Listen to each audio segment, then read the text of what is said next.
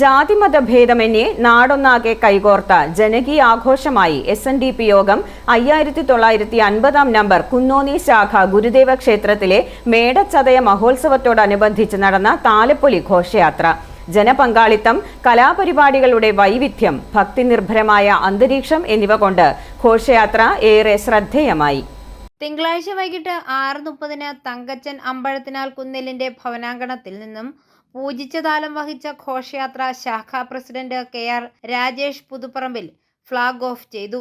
നൂറുകണക്കിന് വിശ്വാസികളും നാട്ടുകാരും അണിനിരന്ന ഘോഷയാത്ര ചെണ്ടമേളത്തിന്റെയും താളമേളങ്ങളുടെയും അകമ്പടിയോടെ കുന്നോന്നി ഗ്രാമവീഥികളിലൂടെ ക്ഷേത്ര സന്നിധിയിലേക്ക് നീങ്ങി. LED അമ്മൻകുടം, പൂക്കാവടി, മയൂര നൃത്തം, ലൈറ്റ് ഷോ, കൈകൊട്ടിക്കളി എന്നിവ ഘോഷയാത്രയ്ക്ക് വേറിട്ട ദൃശ്യഭംഗിയും പകർന്നു. ശാഖയിലെ കുട്ടികളുടെയും യുവജനങ്ങളുടെയും നേതൃത്വത്തിൽ അവതരിപ്പിച്ച കൈകൊട്ടിക്കളി പ്രത്യേക ശ്രദ്ധ നേടി. സ്ത്രീകളും കുട്ടികളും ഉൾപ്പെടെ വിവിധ പ്രായക്കാരുടെ സാന്നിധ്യം ഘോഷയാത്രയെ ഒരു നാടിന്റെ കൂട്ടായ്മയുടെ പ്രതീകമാക്കി മാറ്റി.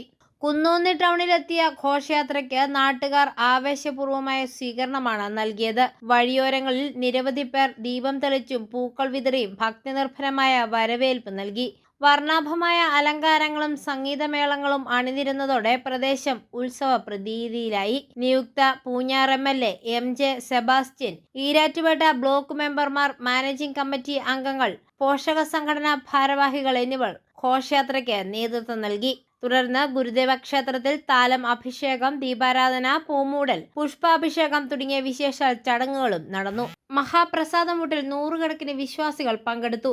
പാതാമ്പുഴ ശിവപാർവതി സംഘത്തിന്റെ നാടൻപാട്ടും ദൃശ്യാവിഷ്കാരവും പരിപാടികൾക്ക് കൂടുതൽ ആവേശം പകർന്നു. കലയും ഭക്തിയും ജനകീയ പങ്കാളിത്തവും ഒരുമിച്ച് ചേർന്ന മേടച്ചതയ താലപ്പൊലി ഘോഷയാത്ര ഈ വർഷവും കുന്നോന്നിയുടെ ഉത്സവ ചരിത്രത്തിൽ ശ്രദ്ധേയമായ അധ്യായമായി മാറി.